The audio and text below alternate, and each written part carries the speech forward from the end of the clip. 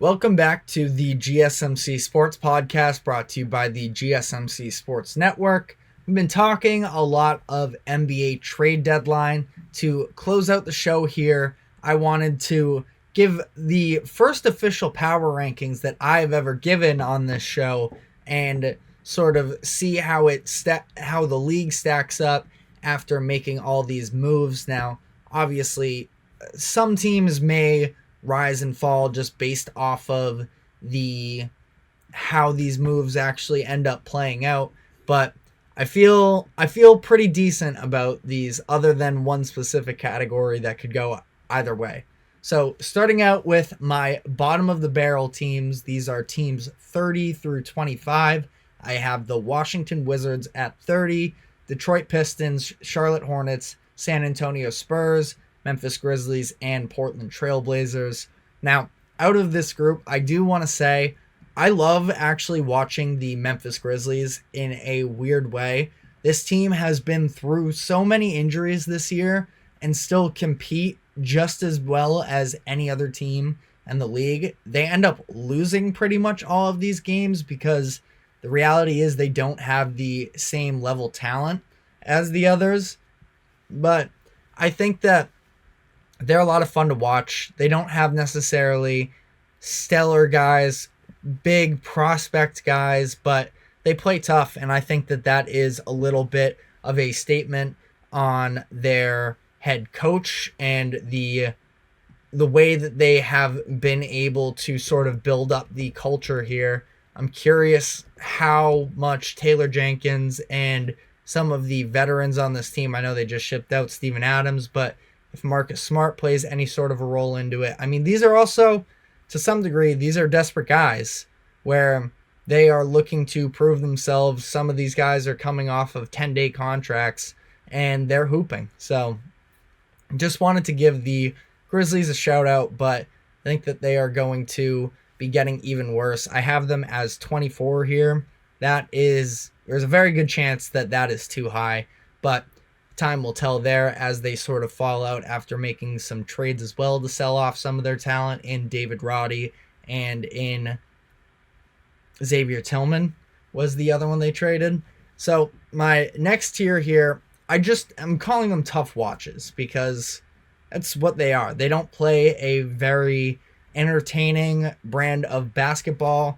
They can win games. They have decent players. They have good players, but the overall team camaraderie isn't really there.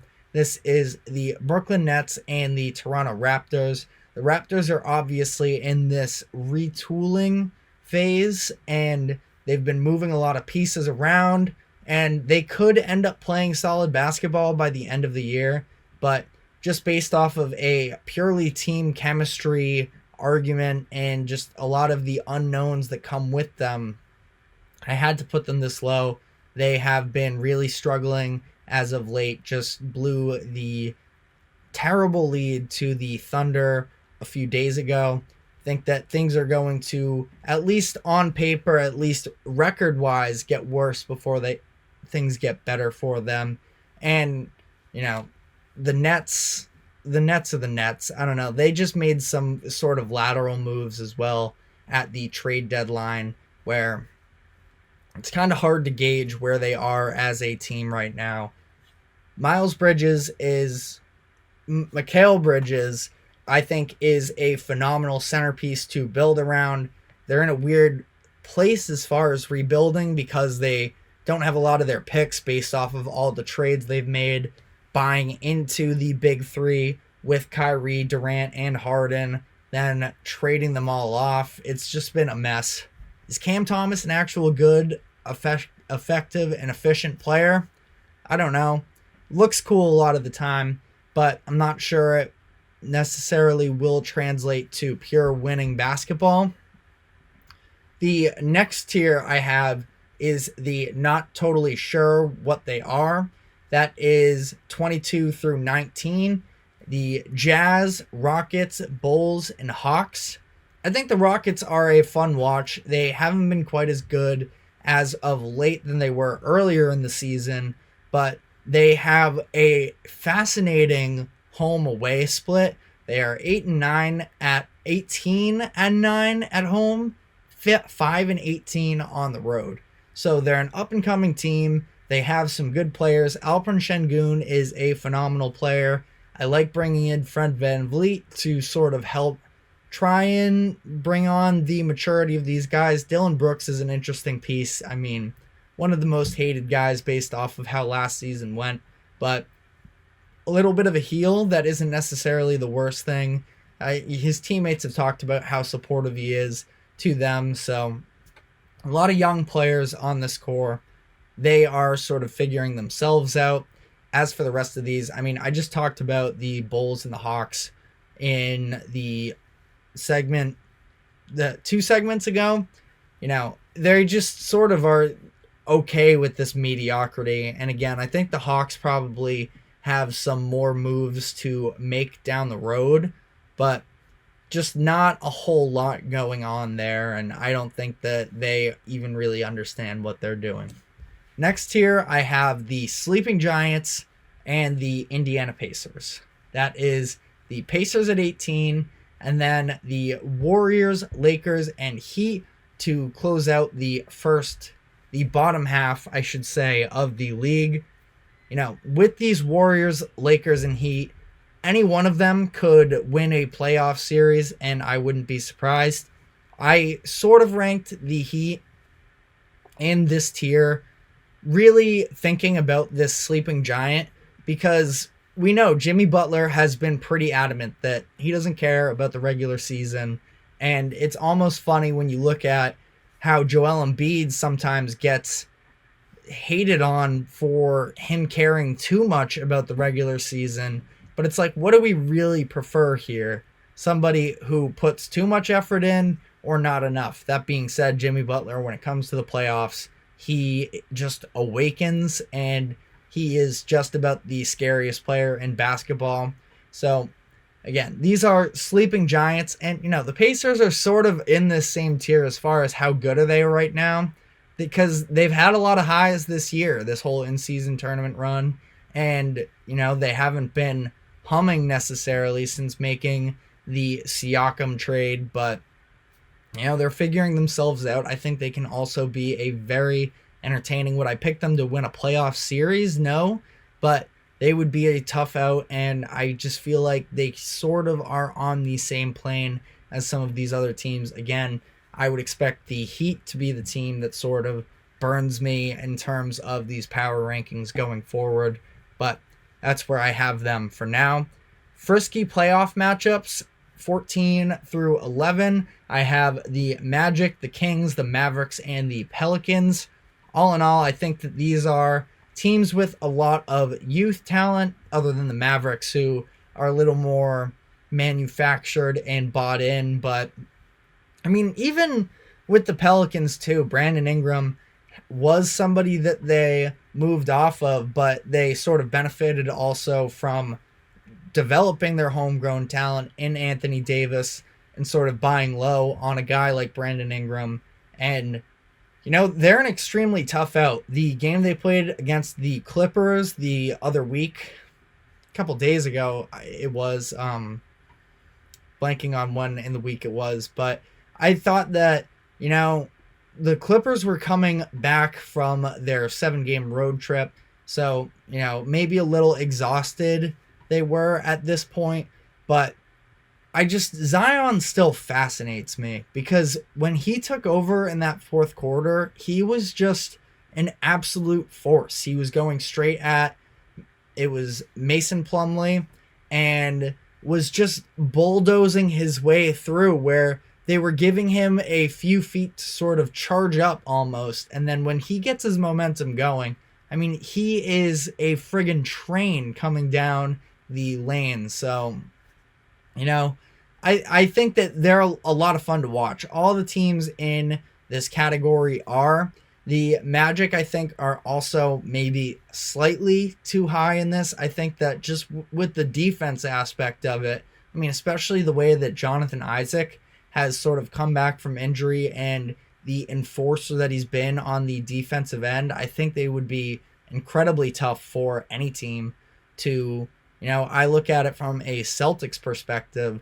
If Jonathan Isaac is going all out covering Jason Tatum through a series, I think that would really rattle a guy like Tatum or any of these other top wings in the Eastern Conference. I think Isaac, as long as he's healthy, can, almost take them out. So Magic are a team, again, I think they're probably a little bit of maybe a year away from that true contention, but I think that they're in the realm, and I think that they could be in a prime position going forward in this upcoming offseason to sort of make some buying moves to push that timeline a little bit.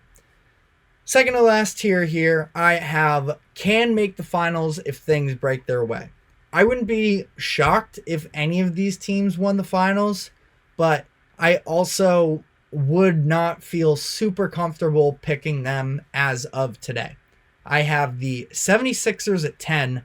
I think them even being in this tier is a little bit generous, but have to just for the sake of, let's say Embiid comes back and finally puts it all together in the playoffs. I have them at 10, Bucks at 9, Cavs, Knicks, Thunder, Timberwolves, Suns.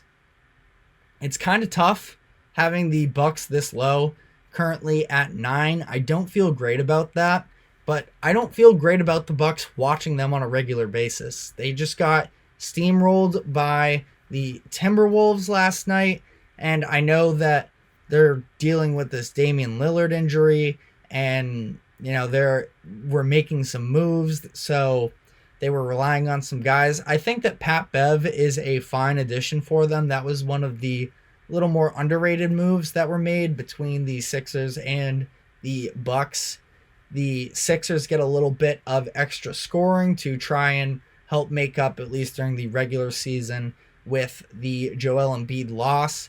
Pat Bev comes to hopefully help establish a little bit more of a defensive identity. He has history with Doc Rivers in the past, so especially in that year where they made the playoffs and Pat Bev was going at Kevin Durant, they lost, but put up a little bit of a tougher fight than they maybe should have against a stacked Warriors team. So, I think that the Bucks can very easily climb from here, but they have work to do. And I would feel more comfortable taking the Knicks over them in a series. I think that the Knicks maybe don't have the top 5, top 10 player on their roster, but I mean, they have fully sort of bought into this culture that they've established and the two-way ability, the leadership of Jalen Brunson. And, I think that they address the bench some with Alec Burks, and they can be legitimate contenders. I wouldn't want to play them in a playoff series if I'm one of these top teams, and I think that's because the Knicks almost are one of these top teams in the Eastern Conference now, if you look at sort of how this season has played out, because, a couple of these teams in the top of the East have sort of fallen off due to various circumstances. So, again, I wouldn't be totally shocked if the Knicks won the finals, but I definitely don't have any sort of guts to call them a finals team just yet. Then for my bona fide championship contenders, I have 3 teams. Number 3, I have the Clippers. Number 2, I have the Nuggets. Number 1, I have the Celtics. You can call me a homer if you'd like, but I think that the Celtics have just about the best starting lineup we've seen in the NBA for a handful of years now, maybe since that Warriors team, and they made some moves at the deadline to just sort of even out their bench even more. I know they weren't huge moves, but Tillman and Jaden Springer are just sort of extra insurance. I think they would have benefited from a little bit of help in the post defense to face a Giannis, face an Embiid, face a potential Jokic should they make the finals. Bam Adebayo also kills them every year too. So if they ended up playing the Heat in a series. And then I love Peyton Pritchard, but just with his size, I think that especially we saw it in the Miami series last year, Jimmy Butler is going to hunt Pritchard on defense pretty much 10 times out of 10 when the two of them are on the court together.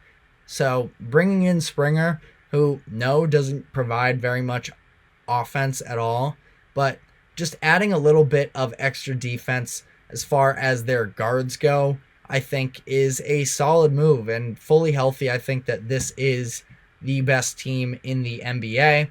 Nuggets, I mean, it's hard to put them anything but number one, given the defending champions had a big win last night. Struggling a little bit with depth, I think, relying a lot on these younger guys, and we'll see how this sort of plays out.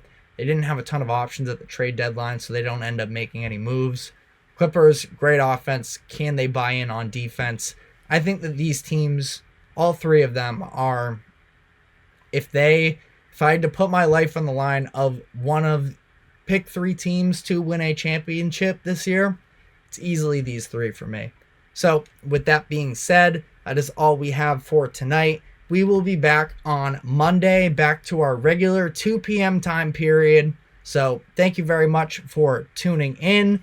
Enjoy the weekend. Thank you to the GSMC Sports Network for allowing us to host this show. I'm TJ Mabardi, and we will see you next week.